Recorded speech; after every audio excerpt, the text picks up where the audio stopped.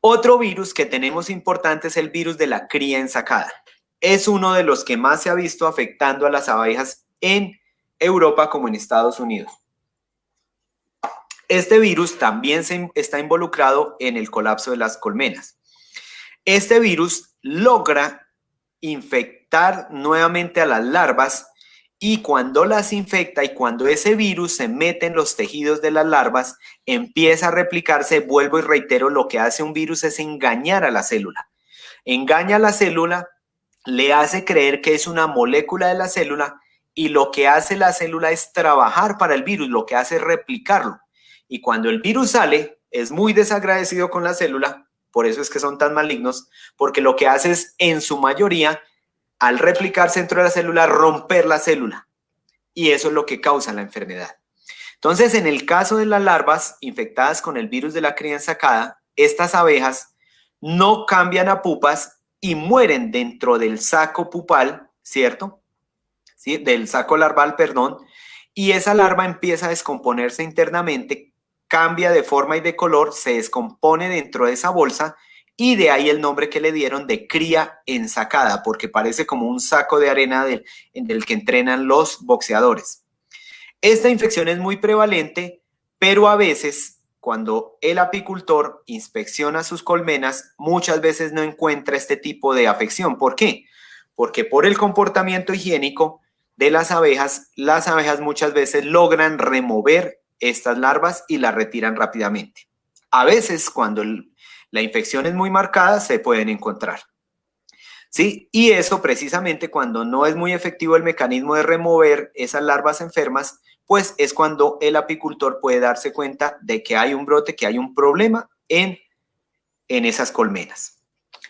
Bueno, otro tipo de los importantes virus que afectan es el virus de la parálisis crónica. Este virus afecta a las abejas adultas causándoles temblor y adicional, por supuesto, de ahí su nombre, una incapacidad para volar, por eso lo llamaron virus de parálisis, y con un agravante adicional que es que les da una apariencia ennegrecida a las abejas, hace que todas las células y sus metabolitos y los pigmentos se alteren y generan ese cambio de color exterior.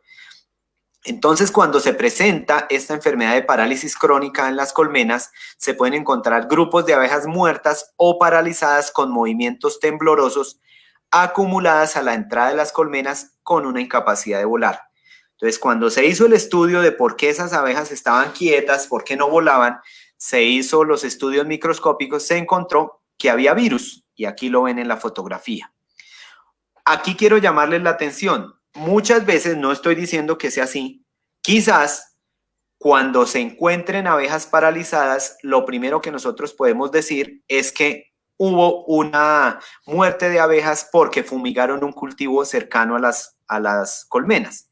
Justo ahí Claro, te quería, justo ahí, Víctor, disculpa, te quería interrumpir porque la mayoría de los apicultores cuando vemos grupos de abejas temblando en las piqueras o abajo de las piqueras por el suelo, enseguida decimos acá hubo agrotóxicos, acá fumigaron o algo. Por eso me gustaría que justo en este tipo de virus lo puedas explicar bien, porque para nosotros los apicultores, junto con el del ala deformada, son dos virus que nos preocupan últimamente y enseguida por las redes sociales decimos intoxicación, pesticidas, agroquímicos, así que si puedes, si serías muy amable, porque seguramente que van a empezar a llover un montón de preguntas, ya tenemos varias, pero un montón de preguntas sobre el virus de la parálisis crónica, por favor. claro, claro, sí, con mucho gusto, Rodrigo. Vuelvo y reitero, menos mal interrumpiste porque faltan aquí en Colombia 5 para las 7. Para los que se conectaron un poquitico tarde, repito para ellos y para los que también me han escuchado, yo no soy apicultor, ¿cierto? Yo soy médico veterinario que trabajo en diagnóstico de enfermedades no solo de abejas, sino de todos los animales por biología molecular y por microbiología. Ese es mi fuerte. Entonces, precisamente ahí es donde yo también aprendo de apicultura, vuelvo y reitero, no soy apicultor, cada vez que voy a una colmena, pues me fascina y preguntarle a los apicultores, pero precisamente es muy buena pregunta la que tú haces, Rodrigo, porque eso es lo que yo también vi en algunos casos que nos comentaban, que nos decían, mire, es que tenemos abejas que se nos están muriendo y es que allí hay un cultivo de papa, hay un cultivo de maíz, si fumigaron o no. Entonces, si uno no hace pruebas de diagnóstico, todo se queda en conjeturas, ¿sí? Vuelvo y reitero, lo que no se investiga, lo que no se publica, pues no existe. Y nos vamos a quedar siempre con la incógnita y vamos a culpar a los agrotóxicos, ya sea que sí sea cierto o no. Me explico. Claro, la mayoría del problema apícola en Colombia y en el mundo son eso, el uso de agrotóxicos. Claro, eso no hay duda que es la primera fuente. Sin embargo, resulta que como aquí lo acabo de mencionar y como lo dije en el desorden de colmena, lo que inicialmente se creía era que eran agrotóxicos. Cuando los investigadores hicieron precisamente sus estudios, se encontraron que, oh sorpresa, muchas de esas abejas paralizadas o incapaces de volar o que tenían sus alas deformadas era por la presencia de un virus. Ahora bien, quiero hacer una, no sé cómo decirlo, como una anotación muy importante. Supongan que, digamos, yo pasé por algún lado donde están pintando una puerta o una construcción y el olor me molesta o incluso me altera mis vías respiratorias o soy alérgico, soy asmático, etcétera. Eso ya me alteró mi sistema. Supongan que paso al lado de una persona con gripa y estornuda y recibo yo ese virus. Entonces, cuando yo recibo ese virus, mi sistema ya está afectado por una experiencia previa que es un químico. Entonces, se suman dos factores importantes. En este caso de las abejas, un agrotóxico más un virus, imagínense el efecto devastador que produce. No quiere decir que siempre un virus se presente tras una fumigación, no.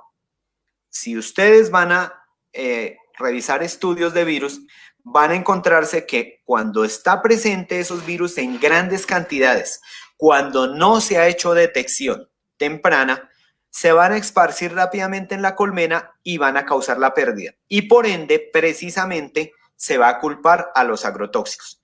Reitero, yo no estoy defendiendo que se utilice agrotóxico, etcétera. Eso es el causante número uno, eso sí lo tenemos que reconocer. Pero como Rodrigo lo mencionó, es muy importante conocer qué es un virus.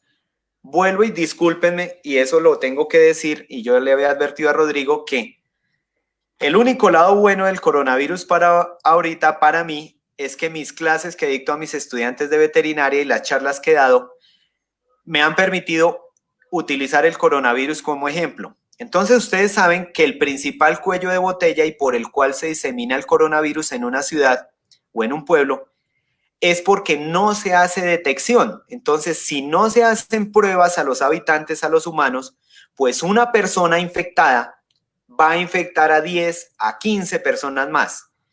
Pero, ¿cómo yo sé que esa persona está infectada?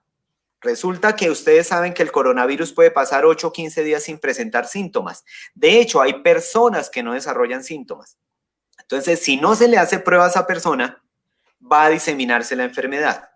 De igual forma en apicultura, si estoy frente a un caso de abejas que están muriendo, que están falleciendo, que se están perdiendo muchas abejas, que no pueden volar, etcétera, etcétera, y yo simplemente me limito a decir, esos son agrotóxicos y es que fumigaron, pues voy a echarle simplemente la culpa a eso y resulta que voy a seguir con pérdidas y con mortalidades porque yo no hice pruebas para detectar si ese virus estaba o no en mi explotación. Entonces, miren lo importante de hacer un diagnóstico integral, de hacer un diagnóstico oportuno, de utilizar las herramientas que hoy en día se tienen, que es lo que vamos a hablar a continuación.